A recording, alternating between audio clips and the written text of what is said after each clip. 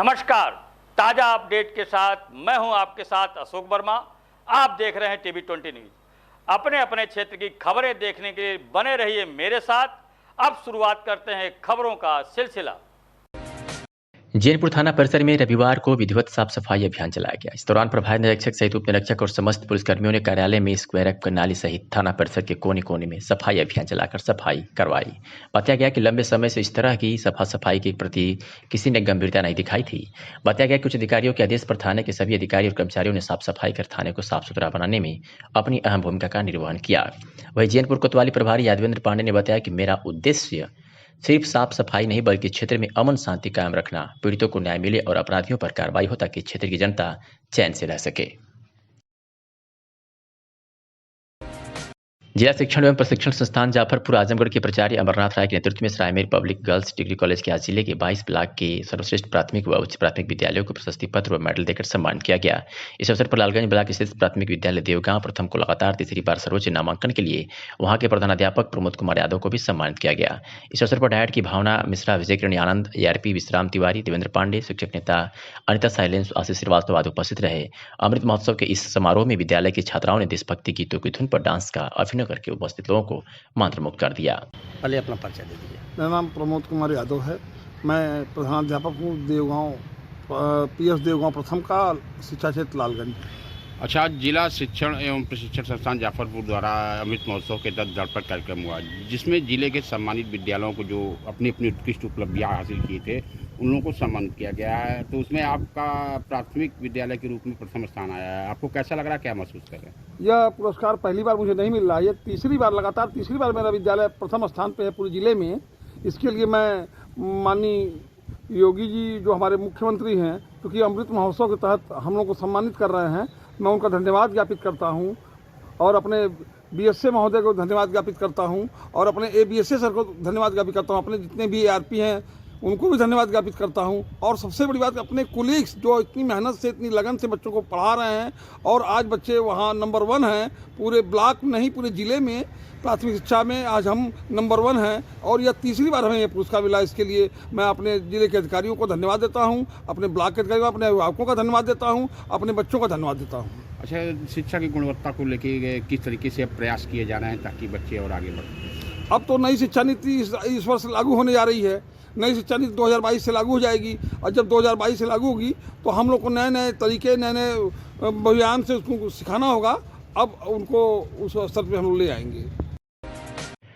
आजमगढ़ के महाराजगंज थाना क्षेत्र के सरदहा बाजार में एक किराना स्टोर में चोरों ने छेदमारी कर पुलिस प्रशासन को चुनौती देते हुए अपराध के मामले में सरकार के जीरो टॉलरेंस के निर्देशों को ठेंगा दिखा दिया है। आलिया किराना स्टोर के मालिक गुफरानी ने बताया कि हमेशा की तरह 25 मार्च की रात उसने अपनी दुकान लगभग 10 बजे बंद कर चला गया और जब रोज की भांति सुबह 6 बजे दुकान खुला तो दीवार से लगे किनारे का फर्श टूटने के साथ कैश काउंटर सहित दुकान का सामान बिखरा हुआ मिला है, जिस पर उसने छीनमारी कर सामान और पैसे चोरी की जानकारी तत्काल स्थानीय थाना महाराजगंज को दिया गया। गुफरान ने बताया कि चोरों ने खाने पीने के सामान के साथ कैसे काउंटर से लगभग 4000 रुपये चोरी कर ले गए। मौका मुआयना कर पुलिस ने चोरों की तलाश शुरू कर दी है। क्या हुआ आपकी दुकान में? जब मैं 10 बजे दुकान बंद करके गया, कल कि आज? नहीं, कल। हाँ। शाम में 10 बजे गया बंद करके, तो सुबह आया 6 बजे, खोला दरवाजा शटर, तो देखा फ्रिज के दरवाजा पहले खुला था। फिर उसके बाद जब अंदर आया देखा तो वहाँ कटा था अंदर से। क्या सेंधमारी हुई थी? सेंधमारी थी, कटा था। फिर अंदर आया तो जो रैक जो काउंटर का जो है ये पल्ला खुला था, सब निकाल, पैसा भी 500 रुपये से पैसा था, 2-4 हजार रुपया तो निकाल लिए। और जिसमें फिर देखा काजू बादाम था, अंदर छोड़ा था, सिगरेट और भी सब गायब है। आपका क्या क्या गायब हुआ सेंधमारी में? काजू था, बादाम था, छोड़ा था और पैसा गायब हुआ 5 हजार का जो भी। इसमें जो कौन पाउडर था एक दो वो भी गायब हो गया, खुला था। ये सब गायब हुआ, सिगरेट गायब हुआ था बस। तो ये आपको पता कब चला कि आपके घर से मारी होगी? मैं जब दुकान खोलने आया 6 बजे ना, तब पता चला। 6 बजे आते दुकान खोलने। आपने इसकी जानकारी पुलिस को दी? पुलिस को तो अभी हाँ आए थे, तो 4-5 आदमी आए थे। 100 नंबर आए पहले, फिर 2 अपाची से आए 2 गाड़ी। तो बोले वो सब थाने पे आओ प्रधान के लेके, प्रधान भी आए थे। तो प्रधान कहा ठीक है 10 रुपये चलना, तो 10 डाल देना। तो ये इसकी जानकारी आपको सुबह हो पाई? रात में आप 10 बजे बंद करके चले गए थे? जी। तब तक आपको कोई इसकी जानकारी नहीं थी? 6 बजे खोले तब ये जानकारी है। आजमगढ़ जनपद में पुलिस अधीक्षक अनुराग यार के निर्देश पर अपराधियों पर नियंत्रण हेतु चलाए जा रहे अभियान के तहत जनपद की पुलिस ने आज बड़ी कार्रवाई करते हुए कई खुखार अपराधियों को गिरफ्तार कर जेल की हवा खिला दी है। क्रमवार हम आपको बता दें कि मुबारकपुर पुलिस ने अंतर जनपदीय 3 चोर को गिरफ्तार करने में जहां सफलता हासिल की है, तो वही एक चोरी की मोटरसाइकिल व 6 मोबाइल बरामद किया है।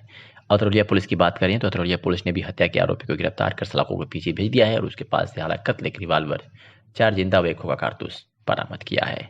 सरायमेर पुलिस ने चेकिंग के दौरान अवैध तमंचा व कारतूस के साथ एक अभियुक्त को गिरफ्तार किया है, तो वही मेहनगर पुलिस ने हत्या का षड्यंत्र करने वाले अभियुक्त को गिरफ्तार किया है।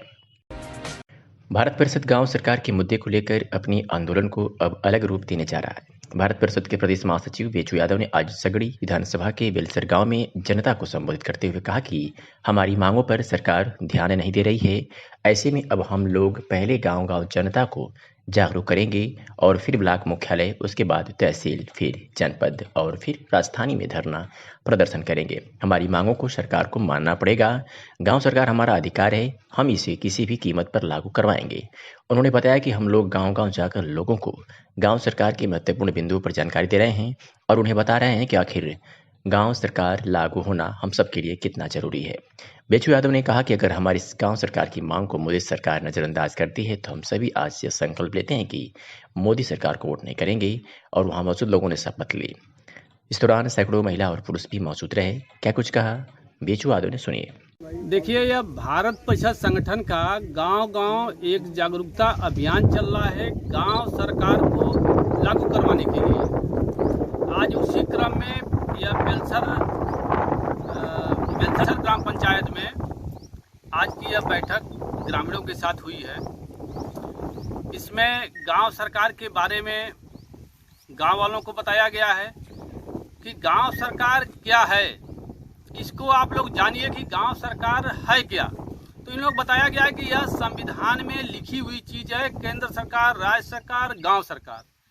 लेकिन हमारे देश के नेता, पार्टियां और सरकारें जो है अपनी केंद्र की सरकार बना लिए, राज्य की सरकार बना लिए, लेकिन पूरे देश में गांव की सरकार अब तक लागू नहीं हो पाई। उसी गांव सरकार को पूरे देश, पूरे प्रदेश में लागू करवाने के लिए भारत परिषद संगठन के द्वारा गांव सरकार लागू करवाओ अभियान चल रहा है। हम लोग ऐसे ही हर गांव में जाकर के 10 लोग, 20 लोग, जो लोग भी मिल रहे हैं उनको समझाने का काम कर रहे हैं कि आप गांव सरकार को जानो कि हमारे साथ यह देश के नेता और पार्टियां किस तरह गद्दारी कर रहे हैं। हम गांव वालों को गुलाम बना करके अपनी रोजी रोटी सेक रहे हैं। हमको उत्तर प्रदेश के आजमगढ़ जिले से खबर है, जहां शहर के रोडवेज स्थित होटल में प्रिज्म सीमेंट द्वारा होली मिलन समारोह का आयोजन बड़ी धूमधाम से किया गया। विक्रेता बंधुओं ने धूमधाम से गुलाल अबीर लगाकर एक दूसरे को होली की हार्दिक बधाई दी। कार्यक्रम का सफल संचालन वाराणसी रीजन के एडिशनल मैनेजर वरुण उपाध्याय ने किया। सभा को संबोधित करते हुए वरुण उपाध्याय ने बताया कि वर्तमान में सीमेंट उद्योग का भविष्य उज्जवल है। हर तरफ इंफ्रास्ट्रक्चर से संबंधित कार्य हो रहे हैं। साथ ही साथ प्रिज्म सीमेंट द्वारा दी जा रही गुणवत्ता और सेवाओं के विषय में विस्तृत जानकारी दी। कार्यक्रम में आजमगढ़ ब्रांच के branch manager Sanjeev Singh, account से रजत, branch manager Jaunpur Vishal Singh, branch technical manager गौरव राठौर सहित तमाम लोग उपस्थित थे। आजमगढ़ में कार्यरत सभी अधिकृत विक्रेताओं ने अपनी उपस्थिति से कार्यक्रम की शोभा बढ़ाई। कार्यक्रम में उपस्थित डीलरों ने कार्यक्रम का आनंद लिया और कार्यक्रम के अंत में सम्मानित सेल्स प्रमोटर मनोज कुमार खेतान ने सभी का आभार व्यक्त किया। मैं संजीव सिंह, शाखा प्रबंधक आजमगढ़। क्या कार्यक्रम है? आज होली मिलन का कार्यक्रम प्रिज्म सीमेंट द्वारा किया गया है और हम लोग आज इस होली मिलन कार्यक्रम को सफल बनाने के लिए अपने सारे डीलर और सारे सेल्स प्रमोटर बंधुओं को आमंत्रित किए हुए हैं। क्या जागरूकता? संदेश ये है कि प्रिज्म सीमेंट कई तरीके के इनिशिएटिव ले रही है और आज सीमेंट इंडस्ट्री में प्रिज्म सीमेंट बहुत बड़ी कंपनी के रूप में आगे आई है और हम अपने सारे डीलर बंधुओं को संदेश देना चाहेंगे कि प्रिज्म सीमेंट के साथ ऐसा ही सहयोग सारित बना के रखें। आपके माध्यम से क्या जागरूक करना चाहेंगे? सॉरी, क्या जागरूक करना चाहेंगे? हम यही जागरूक करना है, डीलर बंधुओं को जागरूक करना चाहिए। कंपनी जो भी इनिशिएटिव ले रही है उस इनिशिएटिव को ध्यान में रखते हुए उसी तरीके से काम करें और ज़्यादा से ज़्यादा बिक्री करके अपने लक्ष्य को पूरा करने का प्रयास करें। मेरा नाम वरुण कुमार उपाध्याय है और मैं प्रिज्म सीमेंट लिमिटेड में बतौर रीजनल मैनेजर बनारस रीजन में पदस्थापित हूँ। आज क्या प्रोग्राम किया जा रहा है? आज हम लोगों ने यहाँ पे अपने डीलर बंधुओं के लिए होली मिलन कार्यक्रम का आयोजन किया है और जैसा कि आप सभी लोग जानते हैं कि हम लोग जो भी भारतीय संस्कृति से जुड़े हुए अच्छे पर्व हैं जिनकी जो है वो धार्मिक महत्ता है, तो ऐसे अवसर पर हम जरूर अपने डीलर बंधुओं के लिए कोई ना कोई कार्यक्रम का आयोजन करते हैं। इसी क्रम में आज हम लोगों ने होली मिलन कार्यक्रम का आयोजन किया। नगरी तहसील क्षेत्र के लाटघाट बाजार में नवीन फुटवियर दुकान का फीता काट के लाटघाट चौकी इंचार्ज सौरभ सिंह ने उद्घाटन किया है। इस दौरान उन्होंने कहा कि इस दुकान के खुल जाने से आसपास के लोगों को सुविधा मिलेगी। वहीं उन्होंने दुकान के मालिक से अपेक्षा भी जताई है कि ग्राहकों को उचित रेट पर अच्छी क्वालिटी का सामान उपलब्ध कराएंगे। वहीं दुकान के मालिक कमल जायसवाल ने बताया कि हमारे यहाँ लेडीज चाहे फैंसी चप्पल की फुटवियर आदि के सामान उचित रेट पर ग्राहकों को उपलब्ध कराए जाएंगे। आसपास के क्षेत्रों से इस तरह की कोई दूसरी दुकान नहीं थी जिससे लोगों को परेशानियां होती थी, लेकिन अब इस दुकान के खुल जाने से लोगों को काफ़ी सुविधाएं मिलेगी। आजमगढ़ जिले के कप्तानगंज थाने के बालवरगंज बाजार के समीप कप्तानगंज बाजार से पहले बाईपास के समीप अयोध्या की तरफ से आ रही अनियंत्रित कार सड़क किनारे चंद्रजीत यादव पुत्र सुबेदार यादव के घर में घुस गई। घर के बाहर पशुशाला था जिसमें भैंस बंधी थी और वहां लोग खड़े हुए थे। घटना में बताया जा रहा है कि कार में 5 लोग सवार थे जिसमें 5 घायल हैं। वहीं मोटरसाइकिल पर 3 सवारी थे जिसमें 2 की मौत हो गई है। राम अवध और राम फिर साइकिल से थे जिसमें दोनों की मौत हो गई है। कुल मिलाकर 4 लोगों की मौत होने की जानकारी कप्तानगंज थानाध्यक्ष द्वारा दी गई है, जिसमें मृतक संतराम सैनी, अम्बेडकर नगर रामफेर पुत्र शंकर, राम अवध पुत्र कविलास निवासी लहरपारा, जबकि कार सवार व एक बाइक सवार समेत 6 लोग घायल हो गए हैं। घटना के बाद कोहराम मच गया है। एक भैंस की भी मौत हो गई है और अन्य भैंस के पैर टूट गए हैं। आपको बता दें कि चारों तरफ चीख पुकार मची थी। आसपास के लोग मौके पर पहुंचकर लोगों की मदद करने के लिए जुटे थे। सूचना के बाद पुलिस पहुंची और घायलों को जिला अस्पताल लाया गया। घटना के इस बारे में क्या कुछ कहा अपर पुलिस अधीक्षक ग्रामीण सिद्धार्थ ने, सुनिए। आज दिनांक 27/3/22 को थाना कप्तानगंज के तेरही बालवरगंज बाजार में करीब 3:30 बजे एक सड़क दुर्घटना घटित हुई जिसमें अतरौलिया की तरफ से आजमगढ़ आ रही एक होंडा सिटी गाड़ी द्वारा अनियंत्रित होते हुए अपनी लेन परिवर्तित करते हुए दूसरे लेन में जाकर लोगों को टक्कर मार दी गई, जिसमें 4 लोगों की मृत्यु हुई जिनके नाम श्री संतराम सैनी, श्री राम अवध राम, श्री रामफेर व श्री शिवा हैं। घटना में 6 लोग घायल भी हैं जिसमें से 5 उक्त गाड़ी के चालक और सवार व्यक्ति भी सम्मिलित हैं। शवों को मर्चरी भिजवा दिया गया है। मजरूहों का सदर अस्पताल में इलाज चल रहा है। गाड़ी पुलिस कब्जे में ले ली गई है तथा गाड़ी चालक व उर्वे सवार व्यक्तियों को पुलिस हिरासत में लेते हुए उनका इलाज भी कराया जा रहा है। दुर्घटना के कारणों का पता लगाया जा रहा है। मौके पर शांति व्यवस्था कायम है। पुलिस द्वारा विधिक कार्रवाई की जा रही है। बड़ी खबर इस वक्त की आपको लखनऊ से दिखा रहे हैं, जहां बसपा सुप्रीमो मायावती ने रविवार को हुई बैठक के बाद बड़े बड़े फैसले लिए हैं। विस्तार से बताएंगे, आप खबर में अंत तक बने रहिएगा। बता दें कि बसपा सुप्रीमो मायावती ने रविवार को हुई बैठक के बाद सेक्टर प्रभारी व भाईचारा कमेटी व्यवस्था को खत्म कर दिया है। अब प्रत्येक 3 मंडल पर एक जोन होगा। नई व्यवस्था में प्रदेश के 3 नए प्रभारी बनाए गए हैं। यह जिम्मेदारी मुनकाद अली, राजकुमार गौतम और डॉक्टर विजय प्रताप को सौंपी गई है। प्रदेश प्रभारी मायावती को सीधे रिपोर्ट करेंगे। बसपा सुप्रीमो मायावती ने रविवार को पार्टी कार्यालय में प्रदेश स्तरीय बैठक बुलाई थी। इसमें विधानसभा चुनाव में हुई करारी हार की समीक्षा की गई। बैठक में प्रदेश के सभी 403 विधानसभा सीटों पर चुनाव लड़ने वाले उम्मीदवार के साथ सेक्टर प्रभारी, जिला अध्यक्ष, विधानसभा अध्यक्ष के साथ भाईचारा कमेटी के सदस्यों को बुलाया गया था। मायावती ने बैठक में विचार विमर्श के बाद सेक्टर प्रभारी और भाईचारा कमेटी को तत्काल प्रभाव से भंग कर दिया है। शाह आलम उर्फ गुड्डू जमाली की बसपा में आज वापसी हो गई है। मायावती ने उनकी वापसी की जानकारी पार्टी पदाधिकारियों को दी। वर्ष 2024 में होने वाले लोकसभा लोकसभा चुनाव में गुड्डू जमाली आजमगढ़ से चुनाव लड़ेंगे। इससे पहले मायावती ने भाजपा की जीत पर कहा था कि इस बार का चुनाव परिणाम आगे के लिए सबक है। हमको चुनाव में हार से घबराना नहीं है। हर बार की तरह ही इस बार भी बसपा के बारे में गलत प्रचार हुआ था। सपा ने तो हमें भाजपा की भी बी टीम बताया था। मायावती ने कहा कि यह तो सत्य है कि अगर मुस्लिम दलित वोट मिल जाता तो भाजपा हमसे हार जाती। मायावती ने कहा कि कल उत्तर प्रदेश विधानसभा चुनाव में बसपा की उम्मीद के विपरीत जो नतीजे आए हैं, पार्टी के नेता तथा कार्यकर्ताओं को उससे घबराकर व निराश होकर टूटना नहीं है।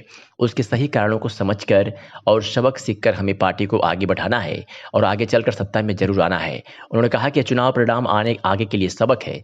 इस बार भी बसपा के बारे में गलत प्रचार हुआ है, सभी इससे झिझक रहे हैं। माना जा रहा है कि मायावती अब अपने भतीजे आकाश आनंद को यूपी में सक्रिय कर सकती हैं। कयास थे कि यूपी चुनाव के दौरान ही आकाश को सामने लाया जाना था। इस दौरान उनको पंजाब और उत्तराखंड तक सीमित रखा गया था। बसपा काडर बेस कार्यकर्ताओं की पार्टी रही है, लेकिन पिछले कुछ वर्षों में लगातार काडर की अनदेखी की गई। कार्यकर्ताओं की इस नाराजगी को दूर करने के लिए मायावती काडर को फिर से शुरू कर सकती हैं और नए सिरे से पार्टी को खड़ा करने की कोशिश करेंगी। बहुजन समाज पार्टी के चुनाव में एकमात्र विधानसभा सीट तक सिमटने को लेकर राजनीति के बड़े पंडित भी काफी हैरान हैं। 403 विधानसभा क्षेत्र में अपने प्रत्याशी उतारने वाली बसपा को सिर्फ बलिया की रसला सीट पर ही जीत मिली। बसपा विधायक दल के नेता रहे उमाशंकर सिंह ने रसला से लगातार तीसरी बार जीत दर्ज की है। पार्टी के खराब प्रदर्शन के कारणों की समीक्षा करने के लिए बसपा प्रमुख मायावती ने बैठक में न केवल एक जीते विधायक बल्कि 402 हारे प्रत्याशियों और पार्टी पदाधिकारियों को भी बुलाया। कारणों की समीक्षा करने के साथ ही वर्ष 2024 में होने वाले लोकसभा चुनाव के लिए पार्टी को नए सिरे से खड़े करने को लेकर मायावती ने रविवार को बसपा प्रदेश मुख्यालय में बैठक बुलाई थी।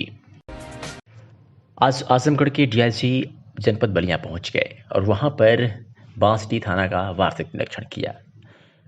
डीआईजी द्वारा सर्वप्रथम समस्त अभिलेख अपराध रजिस्टर ऑर्डर बुक जनसुनवाई रजिस्टर का निरीक्षण कर अभिलेखों को समस्त अभिलेखित करते निर्देश करते हुए किया गया एवं गैंगस्टर गुंडा एक्ट में त्वरित कार्रवाई हेतु निर्देशित किया गया, जिसमें थाने के समस्त कर्मचारियों से वार्ता की गई व पुलिसकर्मियों को वीट की कार्यप्रणाली सूचना व मुखबिर तंत्र को मजबूत रखने के संबंध में वार्ता कर दिशा निर्देश दिया गया। पूर्व में हुई हत्या, डकैती, लूट, नकबजनी और महिला संबंधी अपराधों में शामिल अपराधियों के विरुद्ध गुंडा एक्ट, गैंगस्टर एक्ट की कार्रवाई करें। अभ्यस्त अपराधियों की हिस्ट्री सीट खुलवाने एवं गैंग पंजीकृत कराने की कार्रवाई की जाए। ऐसे अपराधी जिन पर गैंगस्टर की कार्रवाई हुई हो, उन अपराधियों द्वारा अपराध में अर्जित चल अचल संपत्तियों को पता लगाकर कुर्की जब्ती की कार्रवाई की जाए। तत्पश्चात डीआईजी द्वारा संभ्रांत व्यक्तियों से मुलाकात कर उनकी समस्याओं को सुनकर संबंधित को समस्या के समाधान हेतु निर्देशित किया गया। थाना कोतवाली पुलिस व एसओजी सर्विलांस जौनपुर की संयुक्त टीम के साथ मुठभेड़ में लूट की योजना बनाते हुए अंतर्राष्ट्रीय लुटेर गैंग के 4 कुख्यात अपराधी गिरफ्तार हो गए। 2 के पैर में गोली लगी है। कब्जे से एक पिस्टल, तमंचा और भारी मात्रा में कारतूस व 4 मोबाइल तथा नगद रुपए सहित मोटरसाइकिल बरामद हुआ है। संबंध में अपर पुलिस अधीक्षक नगर ने क्या कुछ कहा, सुनिए। पुलिस अधीक्षक जौनपुर महोदय द्वारा कल रात अपराधियों की धरपकड़ हेतु एक विशेष अभियान चलाया गया। इस अभियान के दौरान कोतवाली पुलिस को भारी सफलता प्राप्त हुई है। कोतवाली पुलिस सर्विलांस और स्वाट टीम के प्रभारी के साथ रसूलाबाद तिराहे पे चेक कर रही थी। चेकिंग के दौरान 2 मोटरसाइकिल से 4 बदमाश रोके जाने पे पुलिस पार्टी पे फायरिंग करते हुए भागने लगे। जवाबी फायरिंग में 2 बदमाशों को गोली लगी जो घायल हो गए, जिसके बाद प्राथमिक उपचार वाराणसी रेफर किया गया है। 2 अन्य बदमाश को घेर के पकड़ लिया गया है। बदमाश अंतर्राज्यीय बदमाश हैं जो कि बिहार और अन्य जनपदों में संगीन जुर्म करते हैं। बदमाशों के खिलाफ करीब आधा दर्जन मुकदमे हैं जो कि लूट और अन्य संगीन धाराओं के पंजीकृत हैं। बदमाशों के पास से 1 पिस्टल, 3 तमंचे, काफ़ी भारी मात्रा में कारतूस, 2 मोटरसाइकिल, 4 मोबाइल और अन्य चीज़ें बरामद हुई हैं। अन्य विधिक कार्रवाई की जा रही है।